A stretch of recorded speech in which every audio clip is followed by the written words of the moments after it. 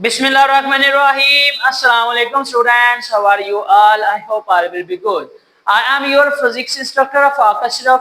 बच्चों हम लोग पढ़ रहे थे applications of the first law of thermodynamics, जिसमें हम लोगों ने अपने प्रीवियस लेक्चर में आइसोथर्मल प्रोसीजर को देखा था किस तरह से वहां पर टेम्परेचर कॉन्स्टेंट रखा जाता है और हमारी इंटरनल एनर्जी पर क्या फर्क पड़ता है। उस दौरान जो हमारी कंप्रेशन और हमारी जो एक्सपेंशन है, उस दौरान जो वर्क डन होता है, उसकी वजह से सिस्टम में क्या तब्दीली आती है। आज का जो हमारा टॉपिक है वो है बच्चे एडियाबैटिक प्रोसेस। एडियाबैटिक प्रोसेस आप लोगों की एप्लीकेशन नंबर 2 है। ये फर्स्ट लॉ ऑफ थर्मोडायनामिक्स बहुत ही इंपॉर्टेंट एप्लीकेशन है, इसलिए बच्चे आप लोगों ने बगैर स्किप किए हुए वीडियो को शुरू से लेकर आखिर तक देखें ताकि आपकी कंसेप्चुअल क्वेश्चंस को क्लियरेंस मिल सके। अभी तक आप लोगों ने हमारे चैनल को सब्सक्राइब नहीं किया तो इसको लाजमी सब्सक्राइब कीजिएगा, लाइक कमेंट और शेयर करना मत भूलिएगा ताकि इस चैनल की जितनी भी एजुकेशनल वीडियोस हैं वो आप तक पहले पहुंची जा सके। तो आए बच्चे आज के टॉपिक को हम लोग स्टार्ट करते हैं। जैसा कि हम लोगों ने अभी अभी देखा है कि जो हमारे चैप्टर के इस वाले आर्टिकल का नाम है वो है एडियाबैटिक प्रोसेस, और हम लोग कर रहे हैं application of the first law of thermodynamics. Adiabatic process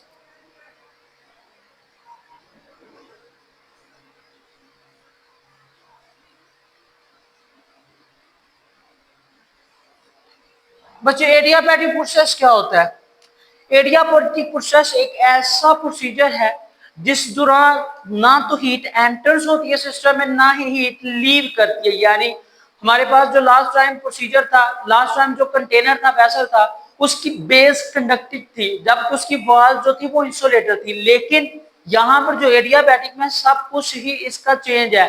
base भी इंसुलेटिंग होगी, इसके पिस्टन्स भी इंसुलेटर्स होंगे, सिर्फ वो अपने हद तक या फिर इंसुलेटर यानी वेसल के अंदर रह कर मूव कर सकेंगे, जबकि उसकी वॉल जो होगी वो भी इंसुलेटिंग होगी। मतलब कहीं भी कोई भी रास्ता ऐसा नहीं मिलेगा कि जहां से ये टेम्परेचर कंडक्ट कर सके, हीट को कंडक्ट कर सके। तो लिहाजा यहाँ पर जो total change in internal energy होगा वो जीरो होगा। जीरो तो नहीं कह सकते क्योंकि मॉलिक्यूल्स की जो आपस में transferring of the heat energy होगी, यानी कि जब प्रेशर हम उसके ऊपर डालेंगे यानी कंप्रेस करेंगे या एक्सपैंड करेंगे तो उस दौरान वहां पर कुछ चेंजिंग होगी जो कि वर्क करने के बिल्कुल हमारे लिए परफेक्ट साबित होगी। तो सबसे पहले इसकी डेफिनेशन देखते हैं, क्या है adiabatic process? The process in which no heat enters or leave the system। आप लोग मजीद ये भी कह सकते हैं द बेस ऑफ वेसल, यानी कि जिस कंटेनर में आप लोगों ने गैस को एनक्लोज किया हुआ है, and walls are perfectly insulated.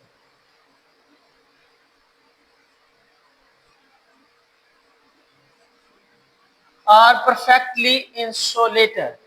यहां पर अगर इंसुलेटेड नहीं होगा, अगर कंडक्टिंग बेस होता तो फिर ये किसी ना किसी तरीके से टेम्परेचर को अचीव कर सकता था। लेकिन जैसा कि हमने अपनी कोटेशन में और एडियाबैटिक के प्रोसीजर की जो डेफिनेशन उस हिसाब से देखें तो ये एक इंसुलेटर होता है, इसमें किसी भी किस्म की हीट एंटर्स या लीव्स नहीं कर सकती। एडियाबैटिक प्रोसीजर होता कब है, इसकी एग्जांपल्स देख लेते हैं साथ ही, इसके बाद हम लोग अपने इसके एक्सप्लेनेशन मार्क्स में चलते हैं। एग्जांपल्स क्या है प्यारे बच्चों? For example, sudden burst of tyre, tyre का अचानक से फट जाना, वो भी बच्चे आपका एडियाबैटिक प्रोसीजर में आएगा। दूसरे नंबर पर है आप लोगों का क्लाउड फॉर्मेशन इन एटमॉस्फेयर। एटमॉस्फेयर में जो क्लाउड बनने का अमल है, इन atmosphere is also known as the adiabatic application or adiabatic example। तीसरे नंबर पर जो आप लोगों की एग्जाम्पल हो सकती है वो आपके पास इस तरह से भी डिफाइन की जा सकती है कि जो रैपिड एक्सपेंशन और कंप्रेशन होगी यहां पर, ठीक है, रैपिड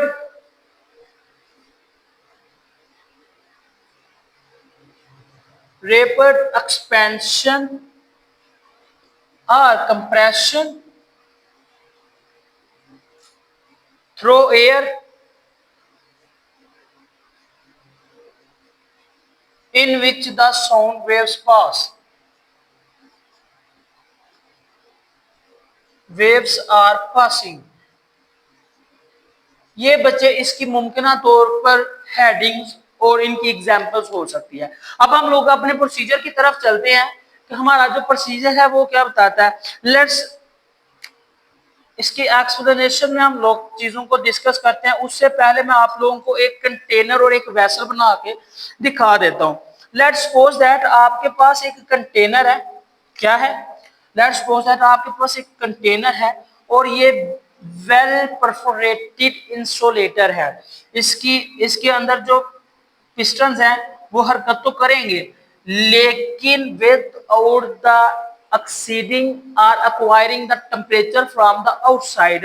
बाहर वाली ये इसकी वाल्स भी जो है, इसकी वाल्स, इसकी जो बेस है बच्चे, ये दोनों क्या है आपके पास? इंसुलेटर है। क्या है? इंसुलेटर है। इसका मतलब ये किसी भी तरह से यहाँ पर अपनी एनर्जी को गेट नहीं कर सकते। तो इसका मतलब क्या हुआ? फिर आपके जहन में सवाल आ रहा होगा, तो फिर यहाँ पर वर्क कैसे डन होगा? बच्चे यहाँ पर वर्क डन करने का जो असूल होगा, ये यहाँ पर जो वर्क डन करने के लिए एप्लीकेबल चीज होगी वो बच्चे होगी इसकी इंटरनल एनर्जी। क्या होगी इसकी बच्चे? Internal energy. Internal energy does all kind of the work in the vessel. Does work during compression और एक्सपेंशन। एक्सपेंशन और कंप्रेशन के दौरान इंटरनल एनर्जी ही इसकी जिम्मेदार होगी यहाँ पर वर्क डन करवाने के। इसके बाद मैं आप लोगों को इसकी मजीद खुलासा भी दूंगा इंशाल्लाह। जिस तरह मैंने कल आप लोगों को आइसोथर्मल का खुलासा दिया था, साथ ही हम लोगों ने उसकी एप्लीकेशन और सारे टॉपिक को कंपैरिजन कर लिया था। एक्सप्लेनेशन में फिर क्या आएगा? As we know that as no heat is applied on the system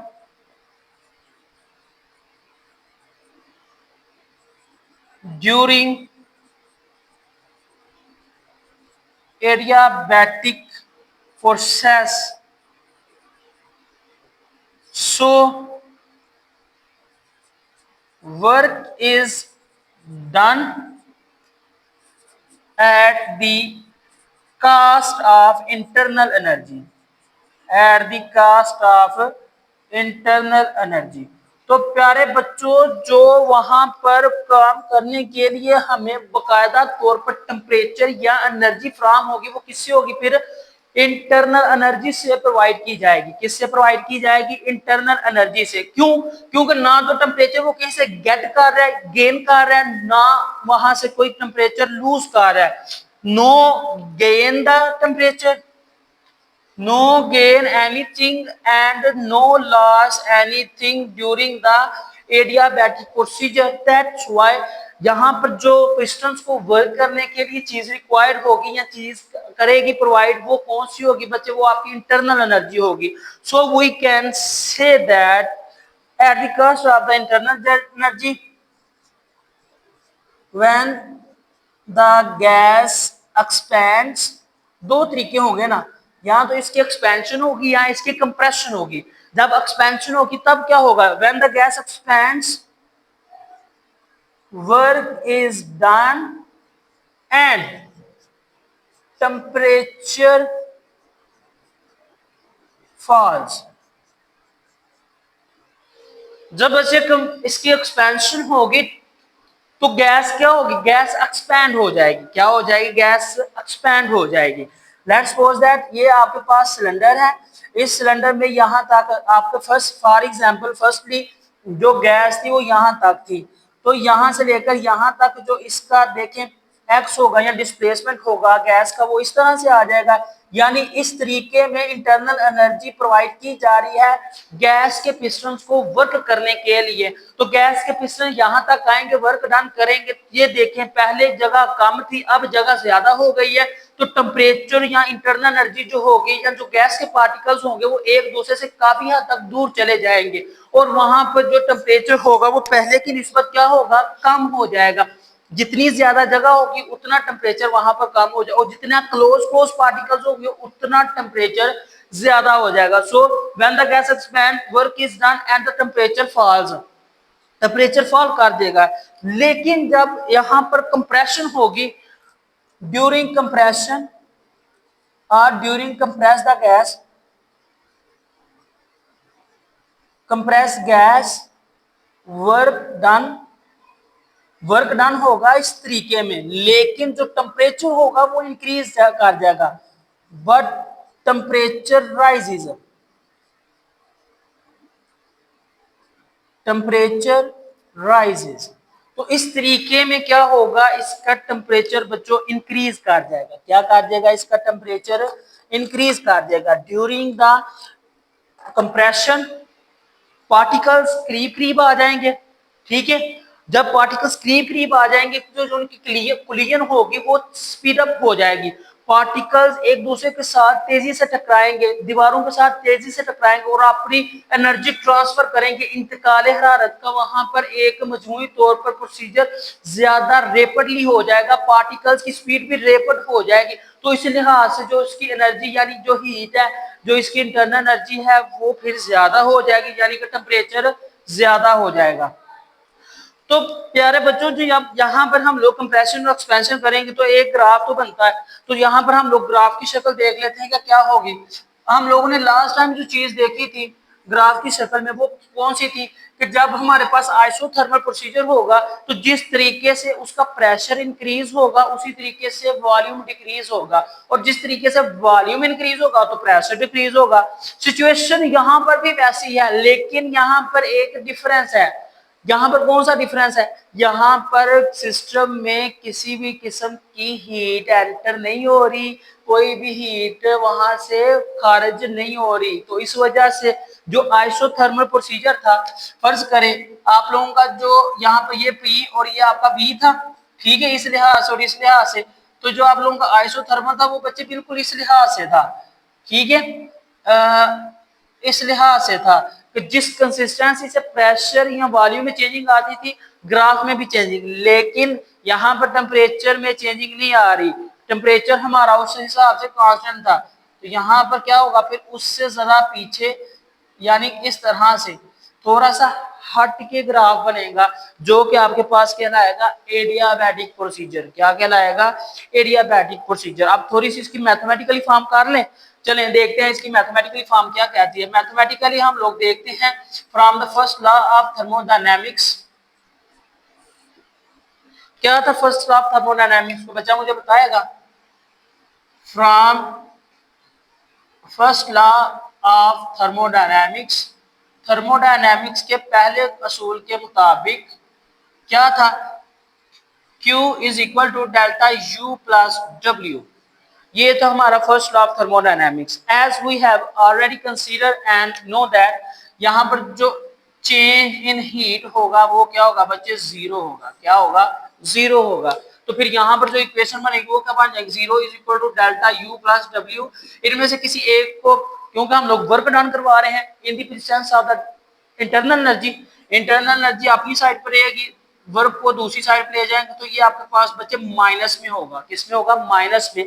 that will be say that during the adiabatic procedure और adiabatic expansion the work done will be the negative. ये बच्चे expansion थी जिसमें हमारे पास work done negative आया, तो फिर जो इसकी कंप्रेशन होगी उसके नतीजे में वर्क क्या होगा, करेक्ट, उसके नतीजे में हमारा जो वर्क डन होगा वो पॉजिटिव होगा। तो आप लोग यहाँ पर हल्का सा लिख भी सकते हैं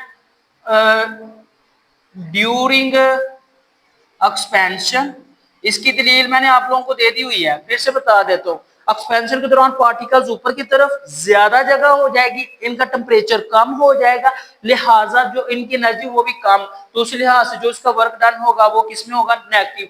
लेकिन जो इसका होगा delta U is equal two plus W, ये किस सूरत में होगा, ये इसकी कंप्रेशन की सूरत में होगा। किसकी सूरत में होगा, कंप्रेशन की सूरत में होगा। एडियाबैटिक की दोनों प्रोसीजर है, पॉजिटिव वर्क कब होगा, नेगेटिव वर्क कब होगा, वो मैंने आप लोगों को बता दिया। क्योंकि यहाँ पर जो पॉजिटिव वर्क है वो ड्यू टू द पार्टिकल्स के करीब आने की वजह से और उनकी आपस में एनर्जी की वजह से है, जिसकी वजह से टेम्परेचर इंक्रीज कर जाता है। अच्छा, तो फिर बच्चे क्या होगा, हम लोग कह सकते हैं, यहां पर आपके पास नेगेटिव साइन की इंपॉर्टेंस मैं लिख देता हूं, नेगेटिव साइन और साइन कन्वेंशन भी मैं लिख सकता हूं, आप लोग भी लिख सकते हैं। हम लोग यहाँ पर साइन कन्वेंशन की भी हेडिंग दे सकते हैं, या कह सकते हैं ड्यूरिंग द एक्सपेंशन, क्या कह सकते हैं, during the expansion the negative sign,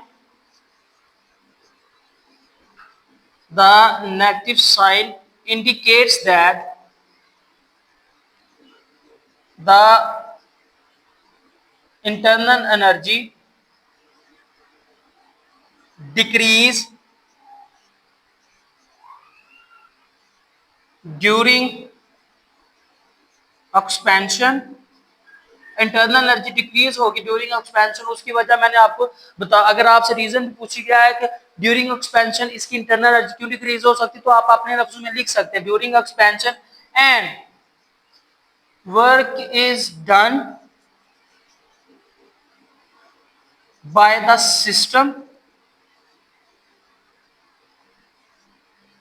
eight the cost of internal energy, यानी इंटरनल एनर्जी को यूज करते हुए जो यहाँ वहां पर वर्क डन होगा वो उसकी वजह उसकी एक्सपेंशन होगी, जिसकी वजह से उसका टेम्परेचर लूज हो जाएगा, यानी कि वो कम टेम्परेचर में हो जाएगा।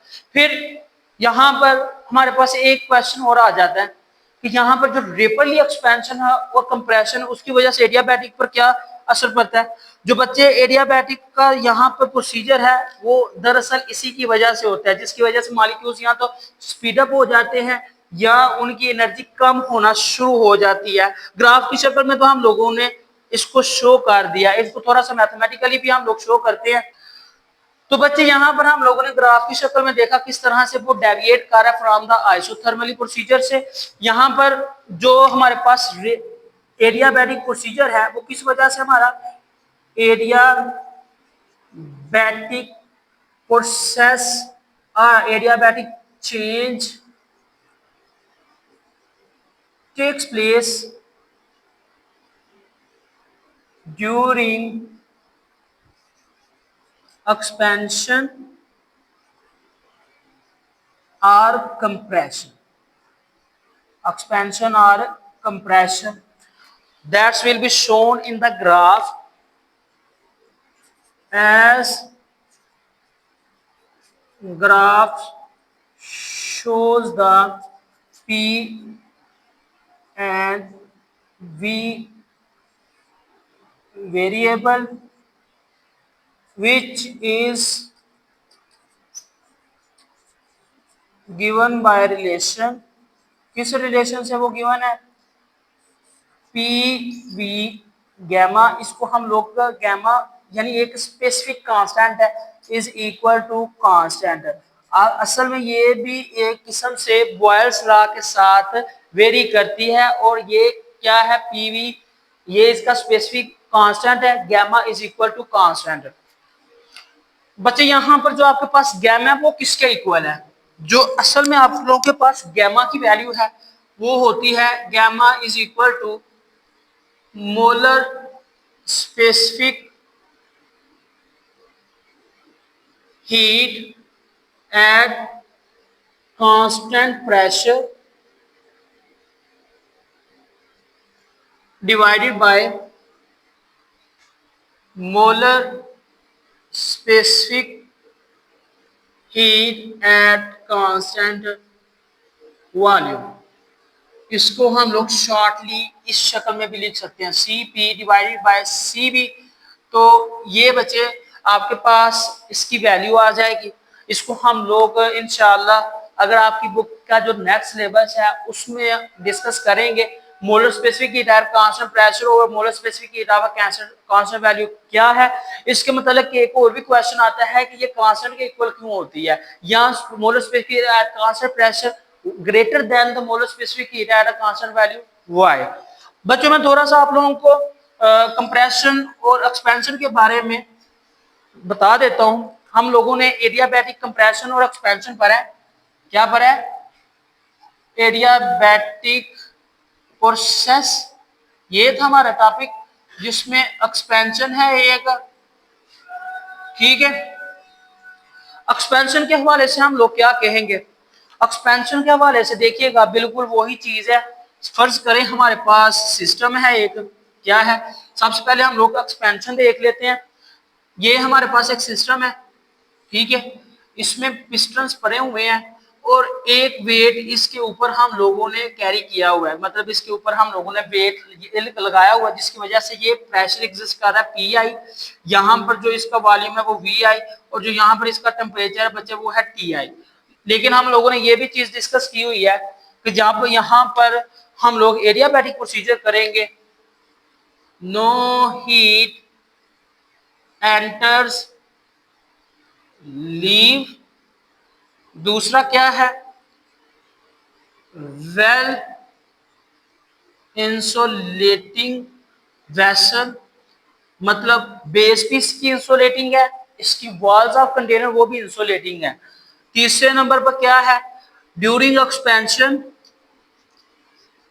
एक्सपेंशन के दौरान हम लोगों ने क्या चीज पढ़ी है, ये समझ लेके हम लोग एक खुलासा कर रहे हैं। ड्यूरिंग एक्सपेंशन वर्क डन होगा बट टेम्परेचर फॉल्स, क्या है, टेम्परेचर फॉल करेगा, टेम्परेचर फॉल करेगा। उसके बाद जो हमारा प्रेशर है पी आई, प्रेशर हमारा डिक्रीज हो जाएगा, क्या हो जाएगा, pressure decrease to P F. दूसरे नंबर पर क्या है, वॉल्यूम वी आई, यानी इनिशियल वॉल्यूम जो है, वॉल्यूम इंक्रीज करेगा to volume V F. Temperature इसका यहाँ पर इंटरनल एनर्जी ही प्रोवाइड की जा रही है, तो यहाँ पर देखिए फिर फर्क क्या होगा हमारे पास, ये फर्क किस तरह से आ जाएगा, जिस तरह से हम लोगों ने कल देखा था कि हमारे पास किस तरह से यहाँ से अब हम इसको क्या करेंगे, एक्सपैंड करवाएंगे, allows to expand particles move upward, तो हमारे पास यहाँ पर जो चेंज होगी वो इस तरह से आ जाएगा। ये देखिए इसका और इसका जो चेंज है वो काफी है, इसको डिस्प्लेसमेंट कह लें। जो पार्टिकल्स की मूवमेंट है वो पहले से ज्यादा वास्ट एरिया में आ जाएगी, उसका वॉल्यूम ज्यादा हो जाएगा by removing the weight from the upward, तो यहाँ पर इसका प्रेशर पी एफ हो जाएगा, इसका वॉल्यूम वी एफ हो जाएगा और टेम्परेचर टी एफ हो जाएगा। तो इसके दौरान जो चीजें हमारे पास आ रही हैं वो ये आ रही हैं, जैसे जैसे यहां से ये गेट करेंगे ऊपर की तरफ हमारे पास वर्क डन होगा, लेकिन जो टोटल चेंज इन एनर्जी होगा वो हमारा क्या होगा, क्यू क्या होगा हमारा जीरो, क्यू जीरो होगा। From the first law of thermodynamics Q is equal to delta U plus W, ये चीज जीरो, डेल्टा यू किसके बराबर आ गया, प्लस के, delta U is equal to minus W, तो during the expansion we get the. अच्छा तो बच्चों जो दूसरा हमारा प्रोसीजर था वो था इसका कंप्रेशन, एडियाबैटिक एक्सपेंशन, ये बिल्कुल बच्चे उसके उल्ट में आ जाएगा। देखें जैसे ही हम लोगों ने सिस्टम पर पहले वेट रखा हुआ था ना, अब आप लोग उसके बाद फिर आप लोगों ने उससे वेट उठा दिया, जिसकी वजह से गैस के पार्टिकल्स एक्सपैंड हो गए, वहां पर वर्क डन होगा लेकिन टेम्परेचर फॉल कर गया था, हम लोगों ने यहाँ पे लिख लिया था temperature false.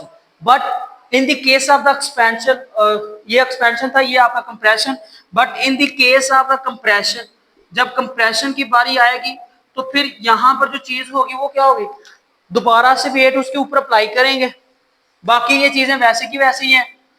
No heat enters the system well insulating during the, यहाँ पर जो चीज चेंज होगी वो ये होगी ड्यूरिंग एक्सपेंशन, एक्सपेंशन के दौरान क्या होगा, वर्क डन होगा, वर्क डन होगा, टेम्परेचर